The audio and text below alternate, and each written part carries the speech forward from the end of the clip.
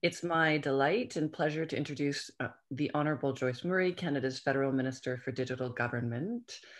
Um, Minister Murray, I'll just say a couple words about your bio and then we'll jump into the fireside chat with some questions.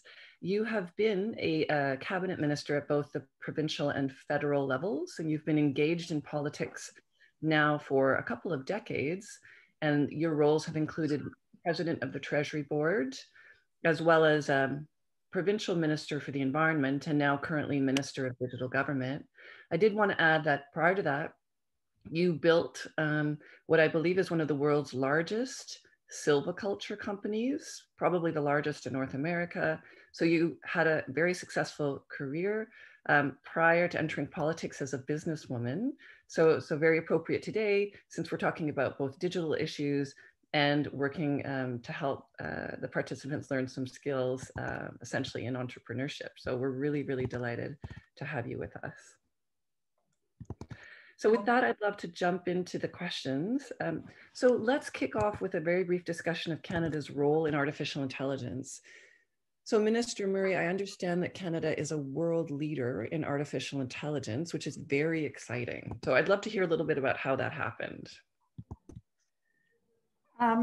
Yes, absolutely. But I just wanted to say a couple of things first, if there's still time. I understand that I was to make a few remarks at the outset here, and I do want to acknowledge that I am located in my home. I'm joining you from the unceded territories of the Squamish, the Musqueam, Squamish, and Tsleil-Waututh nations. And I also would like to congratulate you for marking tomorrow's International Women's Day with one of the coolest events in Canada. So thank you, Selene, for organizing this, and Ed hosting. Ed, I already feel like I know you because we were talking about our mutual Canada flags that we have at our sides. And I'm also really impressed that for those of you who are on this, that you are interested and working in learning more about AI, because it's such a huge potential for making a difference in people's lives. And this is wide open opportunities, as you know, for how it can be applied to ways that it hasn't been applied to before to create solutions. I also, Karen, before we go into the Q&A, I just wanted to give people a little bit of a context about what digital government is in the Government of Canada. And we do use AI in some of our activities. Digital government, my mandate really is to transform the way we use IT and including tools like AI to serve people better, to serve citizens better. And we have a lot of work to do on that level in a number of ways, because IT is something that I would say hasn't really had the investment that some other outward facing policies have had over many years. So just a few years ago, when our government was elected, we started to really put investment into updating and improving our information systems. And I think that really paid off when the pandemic hit. What the participants in this event may not know or have thought about is when Canada shut down about a year ago, all of the public servants were sent home overnight. And all of their office equipment, all the jobs they were working on, that had to be, they had to continue their work from home. And so it was my Ministry of Digital Government in those days that was doing the mission critical work of setting people up to be able to have secure collaborative work taking place from home that were used to doing in their offices. And it's some of that work that was foundational to our government being able to roll out the very important benefits in those first weeks and months of the pandemic to support people and businesses and be able to provide the benefits right away. That's all information technology dependent. And so what I recognized was that digital government and digital is really at the heart of everything our government offers, all 400,000 public servants.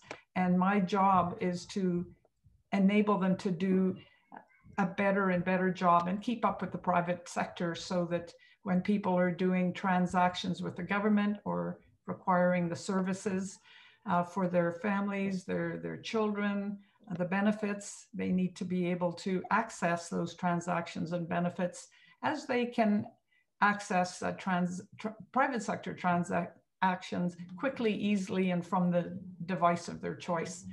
So we are using, AI and government can help better predict forest fires, can help border guards save time and be better at finding what they're looking for.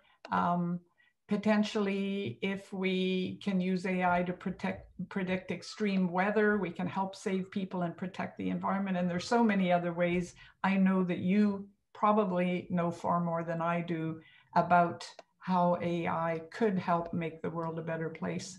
So I just wanted to acknowledge the very bright and exciting future ahead for young people such as yourselves who are interested in how to use technology and AI for good, whether it's in a career, a business offering, nonprofit, in government, or in the community.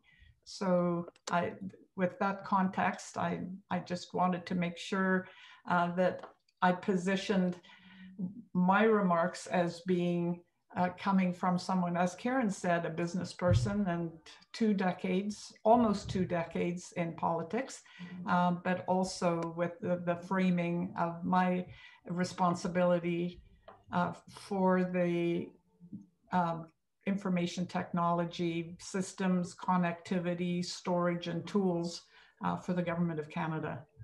So Karen, with that context, back to your question. What was your question? Thank you so much, Minister Murray, for those opening remarks. And I mean, I can't even imagine what a daunting task that must have been. I know that your ministry had to do essentially a heroic job in that transition. So thank you. Yeah, my question was about Canada's role as a world leader in artificial intelligence. I understand that we've got some of the best research and it's been at the forefront of innovation. So I think our audience would just love to hear a little bit more about that and sort of how it happened. Well, absolutely. So we are rated #1 in the world in AI, which is due to people who were visionary some 30 years ago when this industry began, this exploration began in Canada, and it was a small number of researchers, and that's people including Jeffrey Hinton, Joshua Bengio, who had an idea that a certain kind of AI called deep learning could turn out to be very powerful. And they worked on this very complex new approach for quite a while, but proved that their approach worked. And Canada, the Government of Canada has supported this with funding over the years, leading to nurturing this leadership here in Canada. I was happy to be able to let you know that Google, for example, has opened up an office in Montreal specifically to work with Canadians on developing AI applications. Yeah, and a number of other countries, including Microsoft, I'm mindful since Annie's on the call, have also been opening bigger offices for that reason. So that's a great example of how long-term sort of forward-thinking investment innovation has really turned into something important.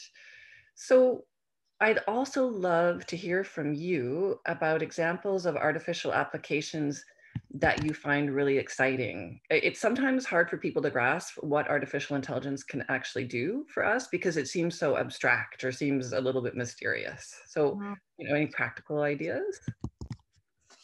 Well, that's where you probably are going to get more practical ideas from the young women on this call, because as you can see, I'm what I call politicians generalists. Well, we all have our specialties for sure, but in this case, my My background was never in IT or AI. It was in how to plant trees so that we can regrow a diverse ecosystem across the country. But one example of AI that is being used in government today is for environmental monitoring, for example, in the St. Lawrence Seaway. Because right whales are endangered, and that is their habitat for some parts of the year, is the St. Lawrence Seaway, but it's also a very critical shipping route in Canada. So AI is being used to identify the location of right whales so that the government can tell ships to slow down or avoid a particular area. So what this has done is reduce deaths from ship strikes or the whales becoming tangled in nets. And that is so, so critical as we think about our responsibility. Even as we have an important economy and all of those activities, we also have a moral and practical responsibility to protect our ecosystems and all of the diversity in them, and particularly those that are species at risk, like right whales. And at this point, another species of concern out here is orca whales. I would say another way that AI is being used, AI tools, is to pick up on which airplanes are more likely to be sneaking illegal things into the country, so smuggling. And I am not, I'm not in a position to explain how this might work, but it certainly makes sense that instead of searching every single plane coming in, that there are ways to learn the patterns and better predict, so that the border guards can save time and get better at finding what they're looking for. So that would be a couple. And a third example I'll give you, I think I've also mentioned that we use AI for predicting forest fires, earthquakes, and extreme weather that could impact people and their homes and their surroundings. Another aspect of AI that has been important is we had, I guess in about 2010,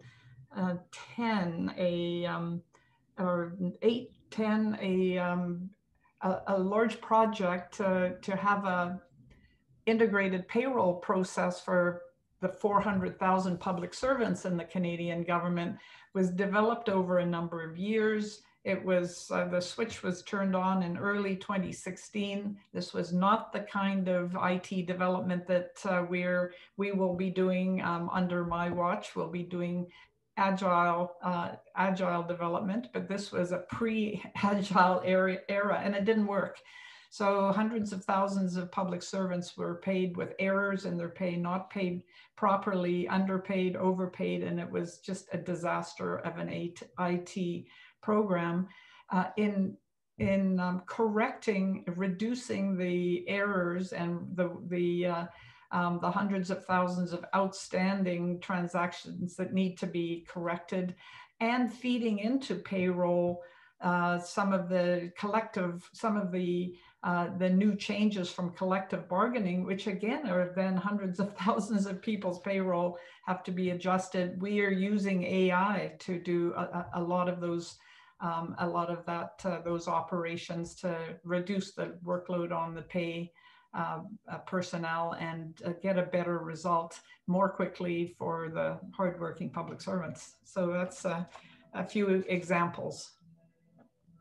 Those are inspiring examples. And with respect to the right whales, saving the whales, I know that that's an amazing woman, biologist and computer scientist named Kimberly Davies at the University of New Brunswick that basically came up with that technology. So it's a great example of a woman innovating in AI in Canada to do something really important.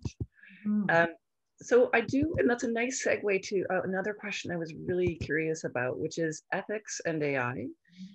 We heard at the outset of our meeting today that although AI is very powerful, there are serious ethical concerns.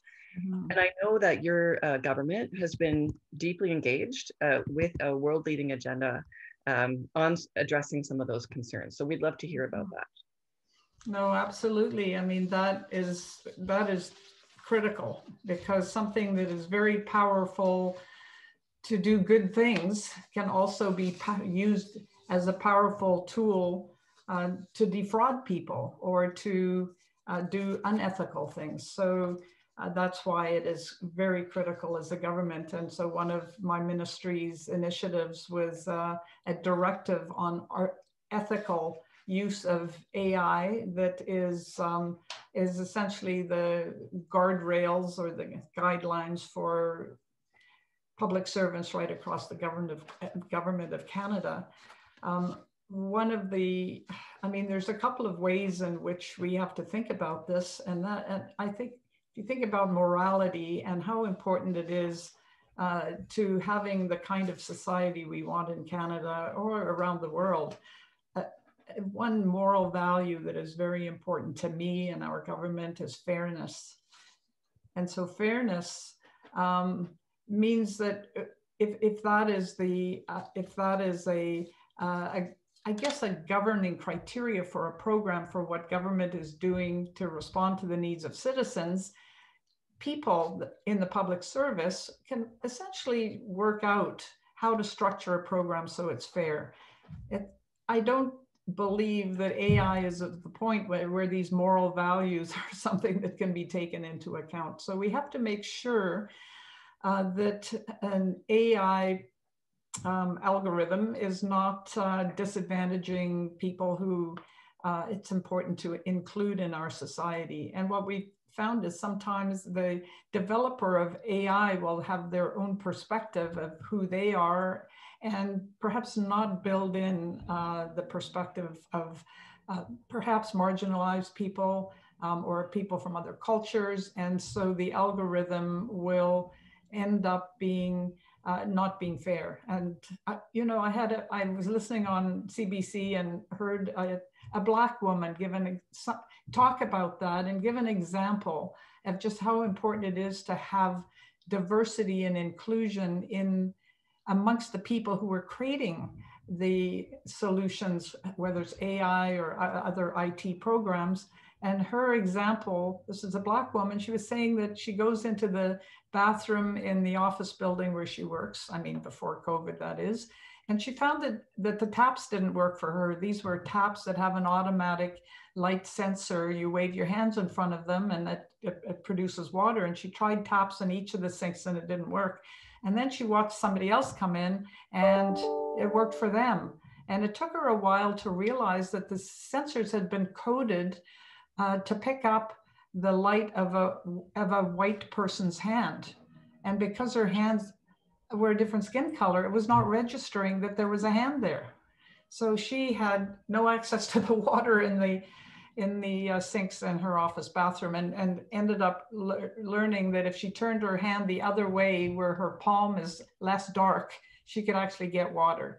So that's a simple, but I think a clear example that how AI is done has to consider fairness, inclusion, and it also has to think about right and wrong. And so one of the things in our directive is that when AI is used, when it's developed to solve a problem, there is also always a human person at the end of the process to make sure that what's happening is not inadvertently doing anything unfair or unintentionally harmful.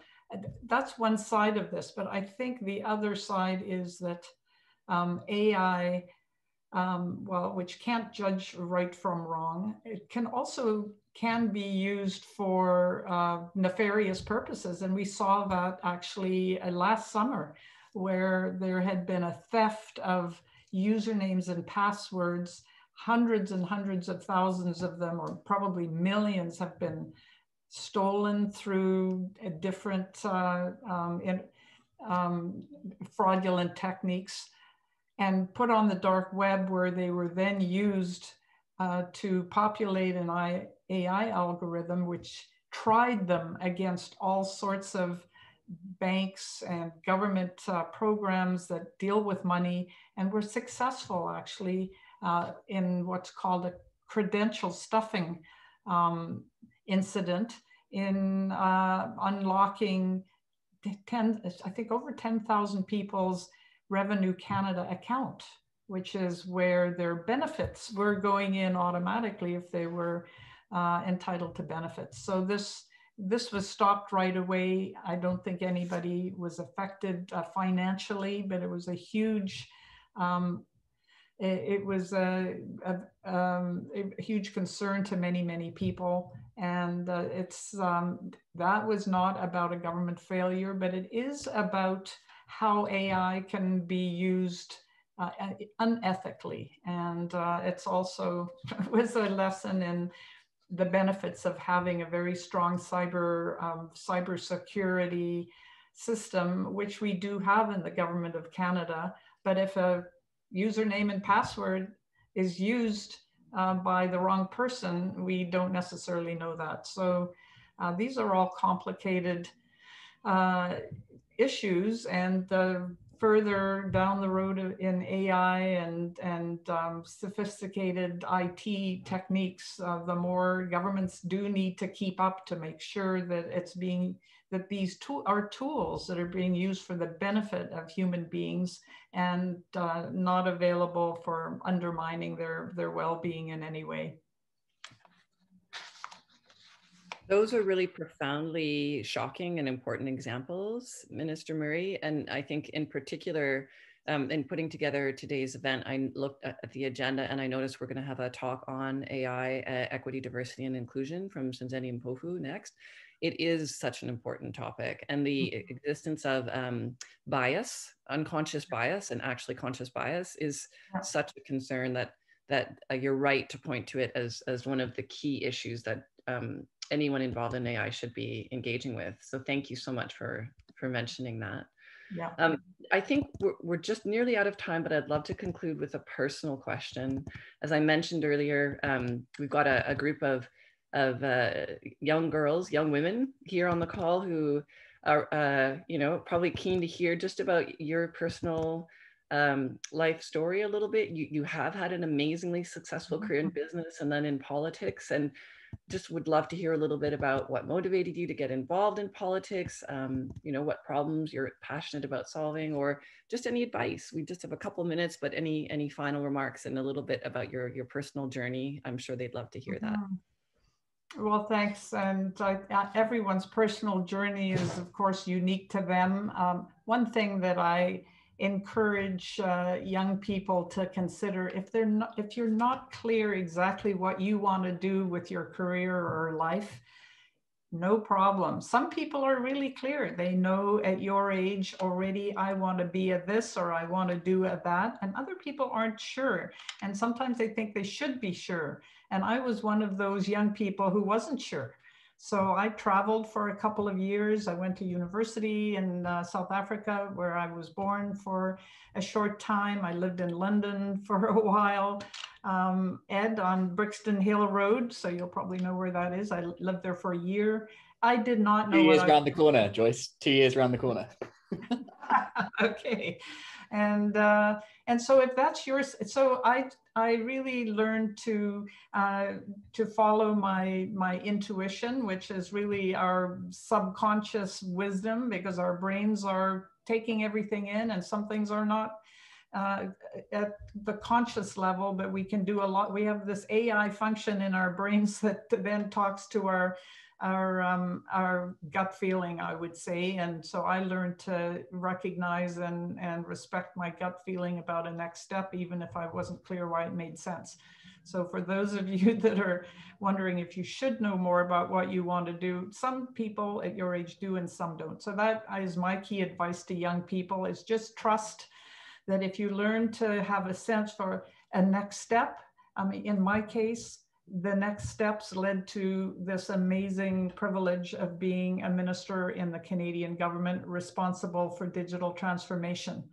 If I had had to decide on what my career path would be, I would have never mapped out the one that I've had, which has been one step at a time, taking a next step where I thought I could do something interesting and contributing. And so planting 500,000 trees myself led to, was part of developing a business that's planted a lot of trees. Haven't been part of that business for 20 years now, but it has now planted 1.5 billion trees, so that's quite a few. And I decided to do an MBA because I wanted to be better at what I was doing in my business, but that actually took me in a whole other direction because my key final project was on climate change. And I became a passionate advocate for taking action on climate change in 1992. And after a few years of trying to have people understand how important this is and how important ecosystem restoration to restore climate sinks and store carbon, I was getting nowhere. I decided to go into politics to have a different way of promoting the ideas about tackling climate change in a serious way. So that's really been the core of my personal objectives since 2000. Since I was first nominated and ran politically in 2000. And so what I've had a chance to do is I've had some roles that are directly about climate change and the environment and some that aren't, but I have always had a chance to advance the climate change and ecological initiative in whatever other role I have been, including when I was the Liberal Party of Canada's Shadow Minister for Defence, and decided, okay, defense and climate change, those two things really go together because security issues are many times, they are magnified and exacerbated by climate change.